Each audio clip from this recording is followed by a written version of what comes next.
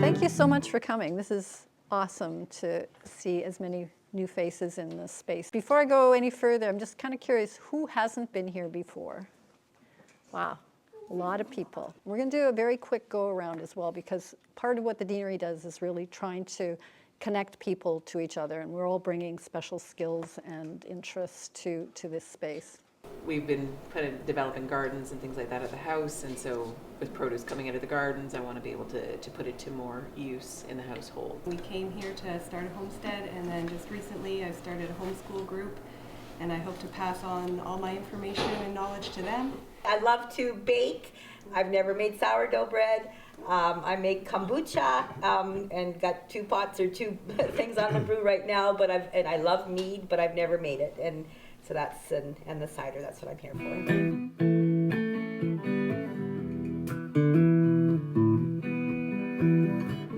We are the co-founders of Fireside Meadery, which is Musquodoboit Harbour's first and only traditional style meadery. This past year, I've been selling at the Musquodoboit Harbour Farmers Market as well as the Truro Farmers Market, doing a couple of events here and there. Have a storefront available in Musquodoboit Harbour this coming year too. Nice. So we're really excited about that. Mead is one of the oldest recorded alcoholic beverages made in history. I believe it goes back to around 7,000 years ago, where they found in a fermentation urn some traces of rice as well as honey. And so it was likely that this was in China as well. So it was likely that they were making a variation of mead that uses rice wine as well as honey in order to sweeten it.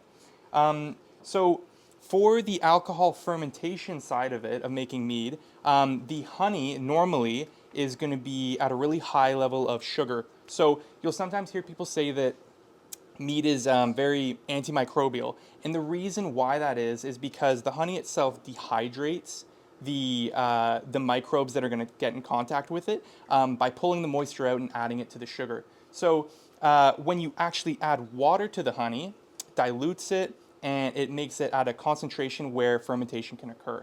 So we're going to be taking advantage of that today and making some alcoholic beverages. So everything starts with cleaning, and I've got this big one. This is for cleaning carboys. Now there are smaller ones that you can use for cleaning little jars, and obviously you're not going to use this to clean a jar this big. So you want to choose what you're using to match your stuff. Now this is what we're going to be mixing the honey up in. This is an autoclave safe container, which means it can withstand really, really high heat, and that's really, really good for when you're mixing up something and you don't want any leaching chemicals. This is all food safe. So after you add your water and your honey, you're going to use something like this. This is really good for getting into some of these containers, because when you have a really wide mouth, you can fit it in, but it doesn't fit in this. So you got to use another stirring wand, and this attaches to a drill. You put it in and you mix it up, and it's really, really efficient, and it's good for when you don't want to lift these heavy containers up when they're filled with the honey and the water, because they do get pretty heavy. The high agitation is really good for bringing oxygen into the liquid, because the yeast actually use oxygen at the very beginning, but then it becomes anaerobic, which means without oxygen. So you want the oxygen in the beginning, and using a stir rod like this really incorporates that oxygen, makes it really foamy. But you can also use a stirring stick or anything else. You can even shake it up. And I've actually seen some people pour the honey in, pour the water in, don't stir it up, and everything works fine. So similar to brewing, you want to have a good balance of acidity, tannin, and sweetness. So if you have a really dry mead and it's really acidic, that's not good. But if you add sugar back into it, it's going to taste better. With food fermentation, I'm sure you're all familiar with like lactobacillus. That's going to give you that sour taste. And then you've also got that lactobacillus and some other bacteria making something called a pellicle. So in kombucha, you'll see that big thick piece of what looks like a jellyfish at the top. That's going to be a mixture of yeast and other microbes. So during alcohol fermentation, you actually only want the yeast you add. Contamination is something that's really important to look for. During fermentation, you're going to see most likely a slightly off-white or almost like a creamy brown, almost like a light brown sugar color, and that's going to be your yeast. And you're going to always see that during the fermentation, but if you ever see white, it's going to be either acetobacter or it's going to be mold. So acetobacter is what people use to make vinegar, and it's a wild yeast, and winemakers have a lot of trouble with it. So if you've made your wine and you have that expression that your wine has turned, that means that it's been contaminated with acetobacter. And in that case, now you've got vinegar. So, you can make something with that, but you're not going to have the alcohol anymore. So the acetobacter will turn the alcohol into vinegar, and it does that with oxygen. So with a good seal on your lid, an airlock in place, you're going to be good. You're not going to get any contamination. So something to note is those airlocks. Now I've got 2 bungs with me here, and this is a very standard shaped airlock. This is called an S airlock. Now the reason why I brought these 2 is because if you're ever going to be doing your own fermentation and you want to use these bungs, you need to be careful about which one you buy. There's different sizes. So one of these is a size, what do I got here? This is a size 7. This is a number 7. This is a number 6.5. So the number 7 does not fit in this container, but the 6.5 fits snugly. So it's important to get the right one. And then on top of that, when you're adding your airlock, you just kind of slide it in, twist it in, and you would fill this full of sanitizer. Some people use alcohol in it, but that evaporates very quickly. So you use sanitizer, and I've got 2 cleaning agents today. This is our sanitizer, Star San. It's the brewer's best friend. It is a no-rinse sanitizer, so it's food safe, and it's slightly acidic. So safe handling is important, as the acid in it is phosphoric acid. So you got to be careful not to use too much of it, or to not get it on your hands, or if you do, just wash them off afterwards. And the other one is PBW. So this is awesome. A lot of people don't use it, but it's awesome. If you got scum or you've got like mold, or you're afraid that what you've done is gonna cause contamination, or you're afraid that your container is it's not good, something wrong is gonna happen, this is what you use. Really hot water and a little bit of this, and you shake it up or you wash it around. It's going to remove all the debris that's stuck to the sides of your container, and it's also going to help to ensure that nothing is going to come back. Now this is slightly alkaline, so it's basic. And again, if you get a little bit on your hands, you're going to feel it's slippery with the water, and you're going to want to wash your hands off, and you're still going to feel a little bit of it, but it's okay. Just don't get it in your eyes. These can all be purchased from any winemaking stores or online. The last 2 things that I'll talk about here is your graduated cylinder and your hydrometer. You can use any container you want, but they sell these at the winemaking stores, so you can pick one up. They're quite cheap.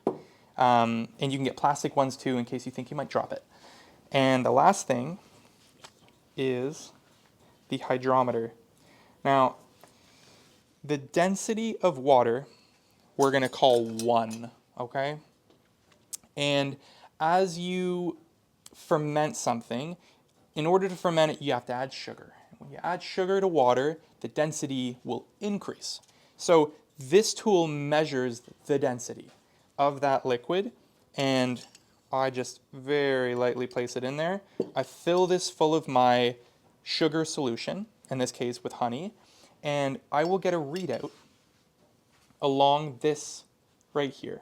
And it will tell you on it the % alcohol potentially. So if I put it all the way up to this mark here, if I'm looking at it and it's floating, and you'll see later on, I'll show you, it says that there's 10% potential alcohol. Now there's no guarantee that it will ferment to 10%, but that means that there's a potential that it's going to reach 10% alcohol. So This is a really good tool to have to know what it is that you've made, to know the alcohol percentage of it, and to know if something went wrong in your fermentation as well. Because if you wait 2 weeks after you've put some yeast in, and it's still sitting at the same point from the very beginning, that means that no fermentation has occurred, or at least not enough in order to produce the alcohol. You have a flat fermentation, something's gone wrong. So in that case, you're gonna add a little yeast nutrient maybe, or you're gonna add more yeast because the yeast you added was a dud.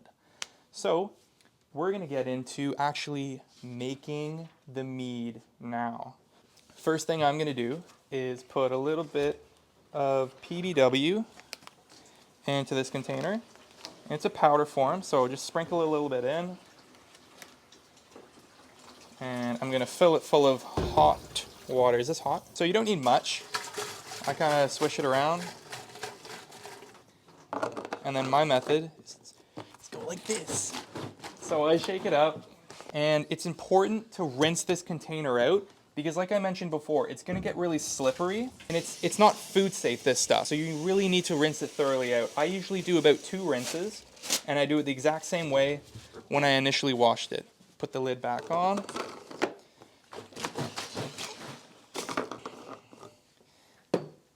Pour it out again.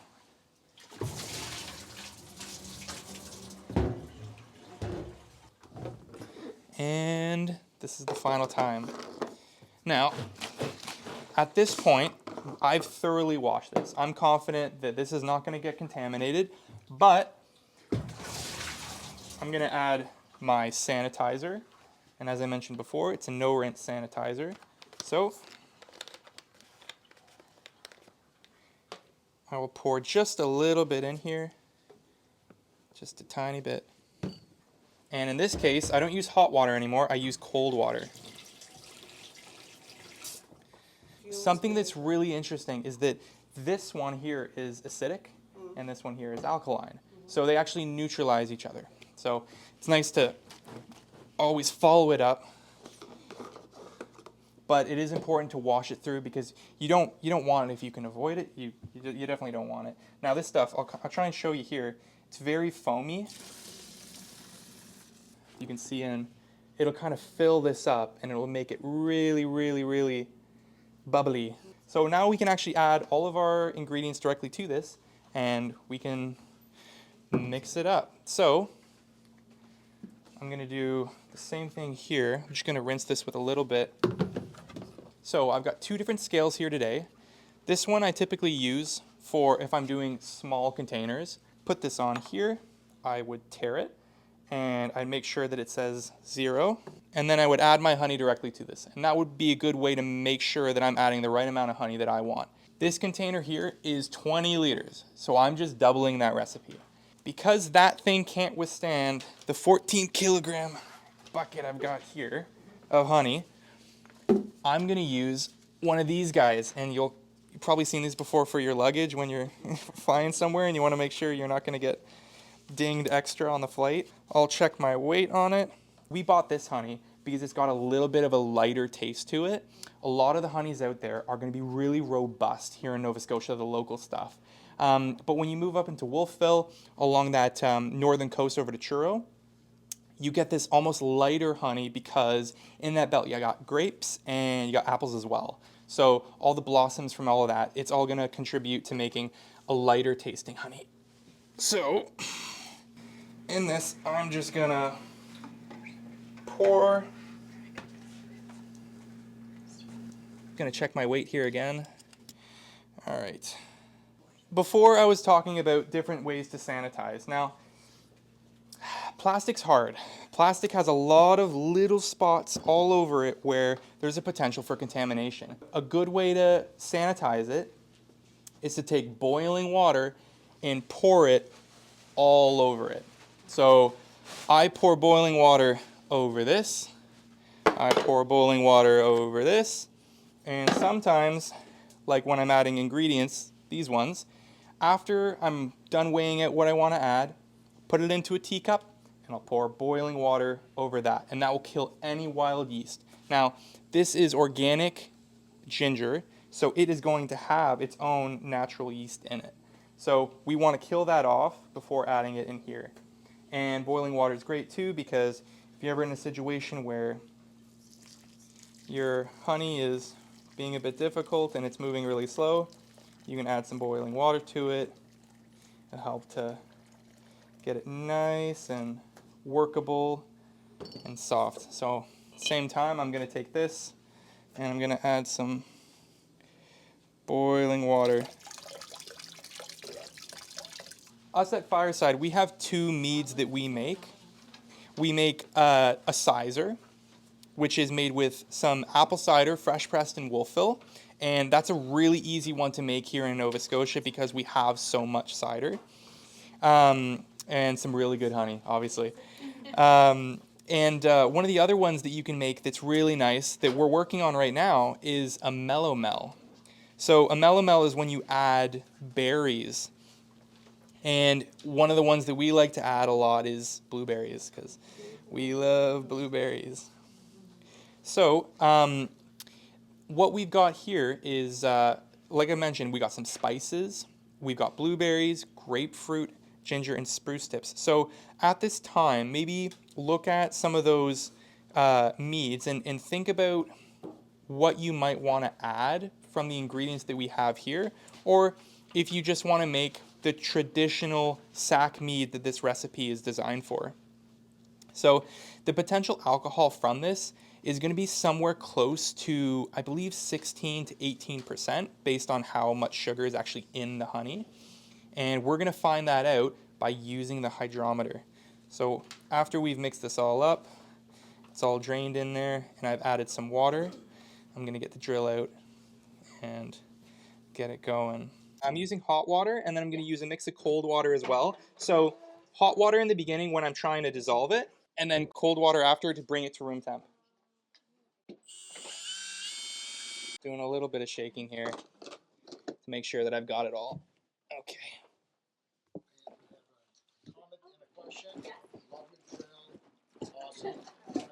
Okay. So I've got most of it dissolved. There's just a little bit left in the bottom there. So we've got the kettle. Pour it in there. Straight in there? Okay. Yeah. Hot water, fill it up, pour it in. Yeah. We're going to fill it all the way up to 20 liters now. So a good thing about this is I can actually feel the temperature of the bottom, and it's now getting warm, whereas before it was cold because the honey was kind of caked at the bottom. So I can now feel that it is all dissolved. I will now fill it up to 20 liters.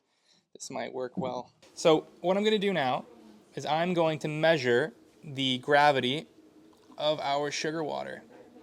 I'm going to try and kind of get all that foam off. We're right on the money. Okay, I can actually go right below that layer of foam and I can look. And we're looking at like we're at 1.105. Now, for those of you who don't know, that's a little bit over 14.5% alcohol potential. Now, this will likely go, well, I'm hoping that it goes for everybody here to around 12% alcohol, and you're left with that little bit of residual sugar, and that's going to be really, really nice to taste.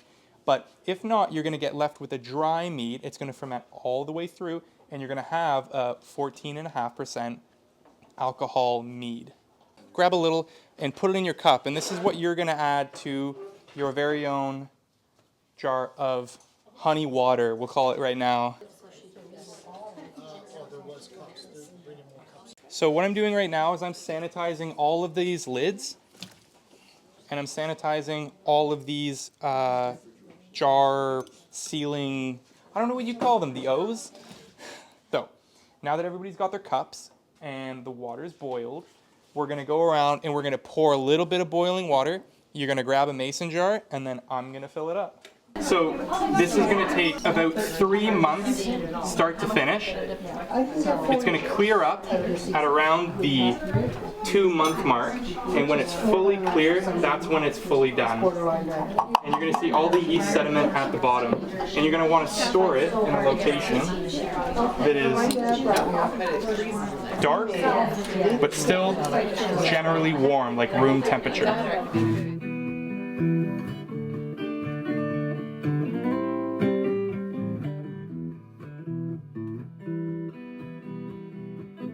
I've never been to the Deanery before, but I thought the presentations were rather interactive and very informative. And it was a great opportunity for people to develop skills they might not have had a chance to before. I have been a nature and outdoor educator for over 20 years, and I've been to the Deanery many times, and by far this has been the best workshop I've ever been to.